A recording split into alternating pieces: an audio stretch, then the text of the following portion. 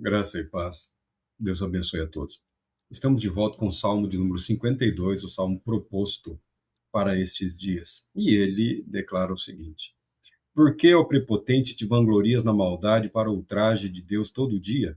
Engendras crimes, tua língua é lâmina afiada, é forjadora de intrigas. Ao bem preferes o mal, a palavra da justiça à mentira.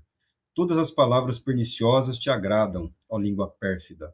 O próprio Deus te destruirá para sempre. Agarrando-te, te arrancará da tenda para erradicar-te da terra dos vivos. Ao vê-lo, os justos, tomados de temor, dele escarnecerão. Eis o homem que não tomava a Deus por seu refúgio, porquanto depositava sua fé em suas muitas riquezas, e assim tornou-se poderoso por seus crimes. Eu, porém, qual oliveira verdejante na casa de Deus, confio no amor divino para todo sempre. Eu sempre te louvarei pelo que fizeste, na presença dos teus fiéis, proclamarei o teu nome, porque tu és bom, porque Deus é bom. Graças a Deus pela sua palavra.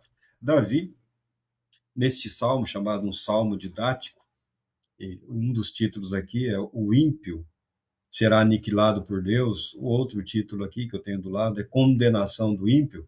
Esse salmo é objeto da reflexão, é fruto da reflexão sobre os, o período, né, sobre o longo período que ele passou sendo perseguido pelo rei Saul. A Bíblia declara: resistir ao diabo e ele fugirá de vós. A Bíblia afirma isso, né? Que a principal postura do cristão em relação ao mal é permanecer firme, permanecer fiel, é a atitude de resistência. Mas há situações na vida em que é melhor fugir, é melhor correr. Davi estava sendo perseguido pelo rei Saul, e buscou abrigo, aqui diz o texto, com Abimeleque, com Abimeleque. E um estrangeiro, um edomita, Doeg, o edomita, levou essa informação para o rei Saul. E Davi teve que fugir de novo. Davi, durante um período da vida dele, ele não teve nenhuma paz, ele não teve nenhum descanso. Ele em ninguém podia confiar a não ser no seu Deus. E é o que esse salmo aqui expressa. Esse salmo, eu entendo que não é contra o Edomita, contra o Doeg. Este salmo é uma reflexão sobre a maldade ou a malignidade que está dominando a vida do rei Saul, que é o homem aqui investido de poder e que se tornou prepotente, arrogante, presunçoso e passou a não só confiar na mentira e nas intrigas, mas também passou ele próprio a estimular a maldade, a malignidade, sendo o próprio rei Saul tomado por essa inveja, né? O invejoso, ele é um mentiroso.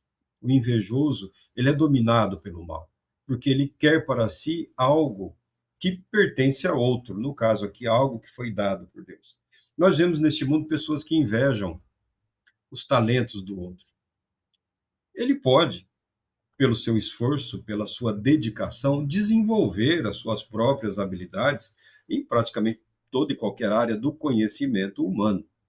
É claro que uma pessoa dedicada, adestrada, chegará num nível de excelência com o tempo.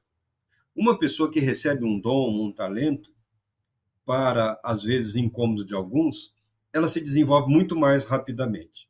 Só que ambos alcançarão o limite daquele dom, o limite daquela capacitação. Há um teto para o ser humano. A pessoa que recebeu um dom, por exemplo, algumas pessoas têm uma natural habilidade para a oratória, para a retórica. É algo inerente. Lê e já passa ali três, quatro, cinco perspectivas sobre aquele determinado texto, mas com o passar do tempo, mesmo se tratando de um dom, chegará num limite. A pessoa que não tem a mesma habilidade, ela pode desenvolver-se, ela pode se aprimorar a ponto de se equiparar. Ela levará mais tempo, ela precisará dedicar-se mais. Se aquele que recebeu um dom, ele se dedica 1, 2 horas por dia, aquele que não tem necessariamente aquele dom, aquele talento, provavelmente ele precisará de 4 horas por dia ou 6 horas por dia. Se não puder às 6, às 4, ou mesmo às 2, o que fará com que essa pessoa precise de um tempo maior.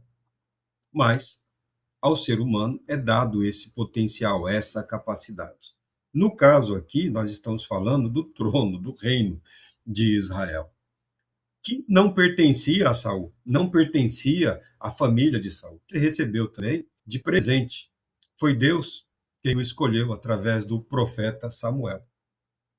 Só que, a partir de um determinado momento, quando as ações dele foram reprovadas, porque ele tornou-se reprovável, ao invés de arrepender-se, de se recolocar diante de Deus, de reiniciar a sua jornada espiritual com Deus, de trilhar o caminho da obediência, de se cercar de homens sábios e inteligentes que pudessem orientá-lo na condução do seu governo, ele se permitiu tomar pela arrogância, pela prepotência, pela vaidade e passou a tentar frustrar os planos de Deus, tentando tirar a vida de Davi, escolhido por Deus, para ser rei sobre Israel no lugar de Saul, no lugar de Saul.